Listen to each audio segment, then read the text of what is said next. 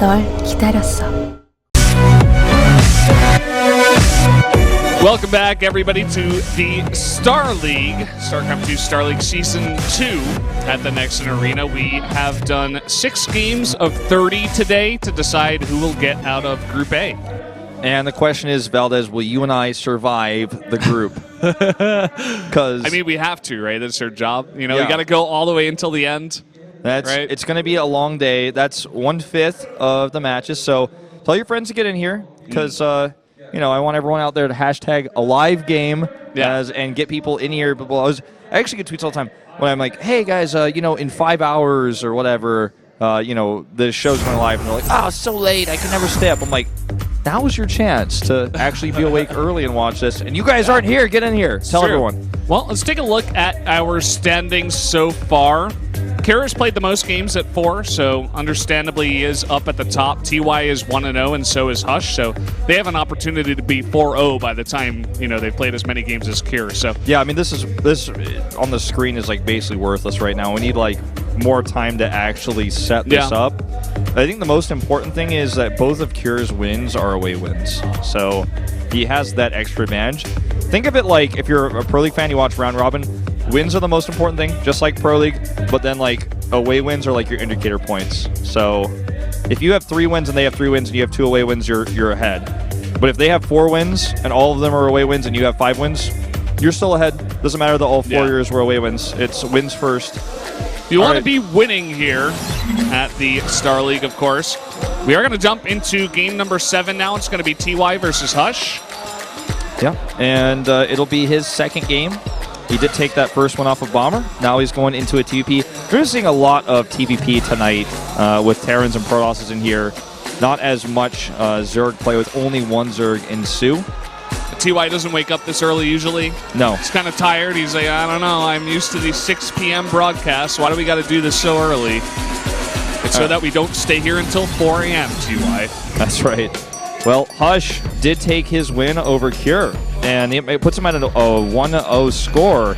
And I gotta say, like, I don't think people are expecting Hush to do that well, but him beating Cure is already a good sign.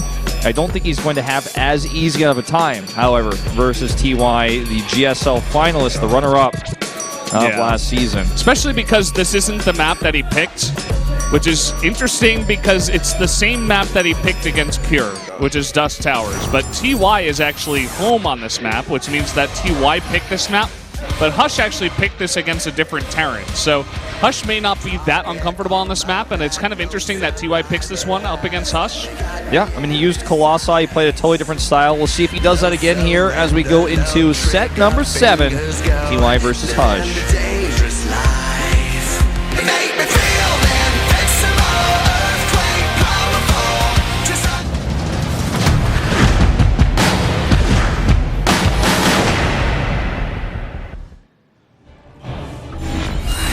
So here we are on Dust Towers again. Will be a recurring theme. This map will be played a lot. And up here in the top right, Terran player, one of the best, it is TY. And down the bottom in blue, one of CJ's brightest, but not as successful as his teammates, it is Hush.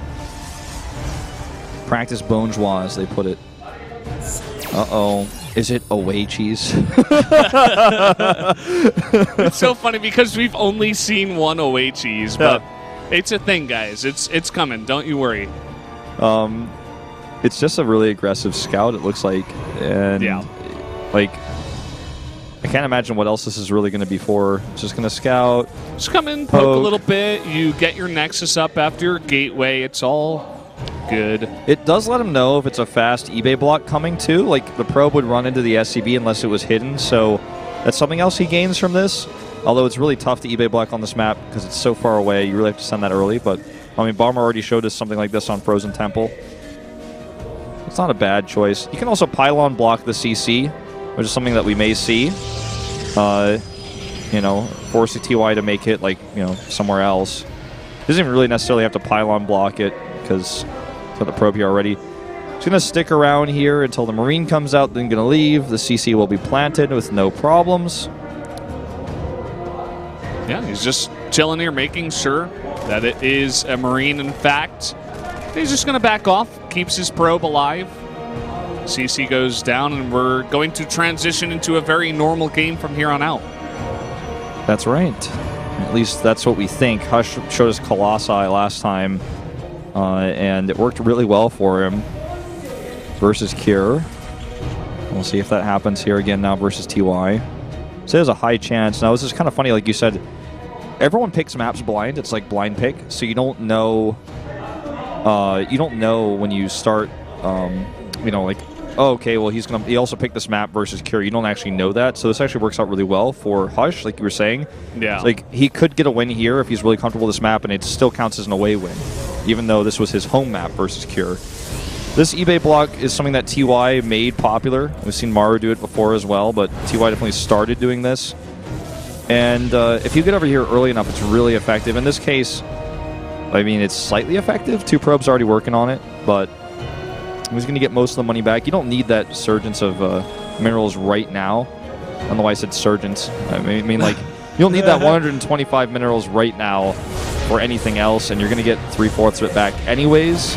And a lot of lost mine time on those probes he'll never get back. So it's still positive, but sometimes that gets a lot more done. Yep. Last second cancel there by TY.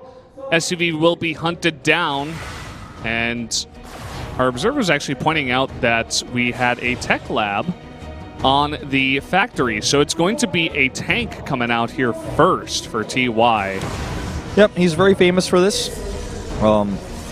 He has a lot of practice with this kind of style, and people call him like the Terran of Light, the macro Terran. He's really like, if I could compare him to one player who was ever like once the most macro player, it was like Rain, who's actually now sitting commentating right behind us. Oh doing yeah, Star League. he's commentating. That's crazy. But Rain was like the player who would always play macro and always play safe in his Protoss matchups, and TY is very much like that, especially in TPP more than any other matchup. Quick Void Ray coming out here from Hush. He really wants to shut down the drops more than what happened to him last time after this Oracle comes out. He really struggled to deal with those drops versus Cure. That's where a lot of Cure's advantages in that game came. But this time he's going to have that defense set up very, very early. Looks like the SUV scouted that Oracle coming across too. So let's see what kind of defense he can get in here. He's very, very ready for this Oracle. Got his Marines nicely spread out. Even going to commit to a Cyclone here. Not sure about that, if he really needs it. It's like hardcore shutting down the Oracle and any warp prisms that may come in a little bit later. I think he wants to bait it. I think he wants him to think it's a third tank. I don't think Hush is going to fall for it, though. Wow, a second Void Ray. Oh my god, is it the Wolf build? Like, it's the 2 base all in with Void Rays. It's the away cheese. Oh man. You know, it could be. There's a pylon over there on the right side. You know, drop down a gateway, an extra one, and just get a nice forward warping point that's very hidden. Void Rays are going to be very nice. He catches this drop. Pull the tanks is going to kill the drop, and the tank getting very low as well. He needs to turn around. What? Gets it. That's unbelievable. That's so much damage for Hush before this fight even starts. You have to respect the Void Rays, Valdez. Yeah, and look at the stim, too, by TY. It is so late. Hush could probably push across the map right now and just win the game. This is like a blind counter build to TY's style almost. Look at this pylon. This is so funny. TY has no idea what's coming. He has no vision. And funnily enough, Hush isn't he's not overcommitting here. He's not going for the attack right away. He's just getting a third Nexus instead. Look at all these pylons, by the way. Like, we already saw him do this in the match versus Cure, but people are basically deciding now that pylons are better than observers. It's like, oh, it only costs 100 minerals and no robo time. Now, in this case, it doesn't even have a robo, as the observer's highlighting to us right now. Scans down, he sees a chrono on the Stargate, and he's like, okay, maybe Phoenixes, because he doesn't know his multiple Void Rays yet. He only saw the one that killed his tank. He doesn't have bunkers set up, and he's sending some Marines out on the map. He's not going to be happy with what he sees in just a second. Okay, he's already kept his units up at the top of the ramp. He's starting to figure it out. Bunker is on the way, on the high ground here, but not at the top of his secondary ramp where he may need it more. Let's see how well TY can defend this here. He's not going to get this bunker up. Cyclone will not successfully kill the Adept. But here's the key time for Hush. Is he going to be able to break the ramp? Cyclone going to be very nice against the Void Rays. He just needs to make sure that the Void Rays don't die to the Cyclone and he can pick off buildings, but I don't think this is an all-in. This is just a... I mean, you know, like this is just a pressure play. That's pressure. As he takes the third base, like you were saying before, like he's not really committing. He's just kind of doing this to get further ahead and force TY into a defensive posture. And I like that TY immediately identifies that and goes for a double drop. He's saying, okay, I don't need all my units back here. I need to just pull you back so I can get my third base as soon as possible. And Hush actually identifies that too with the tag, with the revelation of the Oracle. He actually sees the top of the ramps, notices that there's less units, and comes back to defend. He knows there's a drop coming. Like, it's so obvious to him. And he's getting ready. The boost has worn off. The Void Rays catch these 2 drops. They are dead. There's no units here at the third base whatsoever, though. And he needs to pull back. He missed it, and these probes are going to have to be pulled. He knew it was coming, but he wasn't there. Oh, he's going to commit. Defend. He stims. And here we go. Void Rays is going to start to fight here. He pulls them back. 1 will go down, maybe 2. Commits to both, gets them both, and flies away. And this is why drops are so powerful on this map. And this is why Void Rays, were made by Hush early on. Yes, to harass, but also to deal with this. But now that they're both dead, he can't deal with this. He doesn't have Blink. So these drops are just going to be terrifying. He's like, wait, you only have probes here? What? Like, you even bring those back yet? Ooh, this is a nice drop. He's pulled it from the third to the backdoor base over and over, and then he just puts oh my god, he can't lose those Phoenixes. Loses the Phoenixes, and now he loses a bunch of probes there, and in the main, too, taking a lot of damage. 11 probes go down. He just can't, like, if he loses more of these Phoenixes, then he can't deal with the drops without Blink. He has to go around the horseshoe. Like, I'm just going to start calling it that, man. It's basically a horseshoe you have to go around with your ground army. And the distance between the third and the backdoor expansion is, like, minuscule for drops, but by ground, it's like... it feels like it takes a whole length of a game to get your adepts back over. And he's, I guess he could try to use shades to go back and forth. He's now getting ready for a big attack, but TY is set up already pretty defensively. He still has a tank left. He's got 3 Liberators, and he still has a bunker even at home, a turret. If he makes more bunkers, he's going to be fine against this, I'd say. He also has +1. It's a lot of adepts. It's 29. They are upgraded. But still, with the Widow Mines, he's got 6, 7 of them at the top of the ramp, 8 in total. He has 4 sentries and 4 Phoenixes for anti-air. And there are 5 Liberators now. There's no way he breaks this. There's no way he's going to be able to deal with the Widow Mines in the first place. So he just backs off, says, okay, we can play a macro game on this map. I'm totally fine doing that. I did it before. But he didn't take the same direction that he did in the game against Cure. He went for heavy adepts. No Blink, no robotics facility or bay. Or I think he does have the facility up at this point, but no bay. Oh my god, he needs to actually save this Nexus. He's on move command. That was really scary. Meanwhile, it looks like the Prism just flies into death. This is not as impressive of a game by Hush as it was in his match versus Cure. And 2-2 is coming up faster here for him. He does have a large army. Composition-wise, though, he doesn't have the same lead that he had before. He didn't have the tricky Colossi. He has a lot of Phoenixes as well, which are somewhat flimsy, I'd say, when the fight actually starts to happen. And he doesn't have, like, Colossi to back them up or anything. It's basically a pure Adept army with some sentries and eventually Storm, which isn't ready yet. Small drop coming into the main. This will be shut down by the Mothership Core herself, looks like. And the more important thing here is the push coming in. Going to set up those liberation zones now and get those Widow Mines burrowed here. Actually hallucinating a couple of these Archons, and it looks like Hush wants to commit. He wants to. There's a lot of Widow Mines up here at the front. He splits this army a little bit. Now he's heading past the liberation zones. Oh, look at this, though. He's going to catch an Archon and just avoid these Adepts. So many of them are very low, and he's wanting to bait them back into the liberation zones. And look at this, a 60 army, or a 60 supply lead now for TY. I think this game is as good as over, man. He got ran around the middle chunk there of the map, and he was forced into a base trade situation with a much worse army.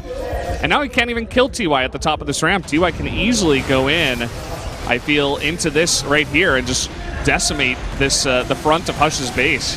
Yep, that Nexus is going to go down, and this army will die with it. GG. TY going to take his second win. And despite the interesting opening from Hush, this time it did not pay off. That was an interesting start, a cool idea, especially against an opponent that you would feel unfavored against. Or not favored, I should say. And TY definitely the favorite opponent there. Goes up to 2-0. Has taken 1 away win.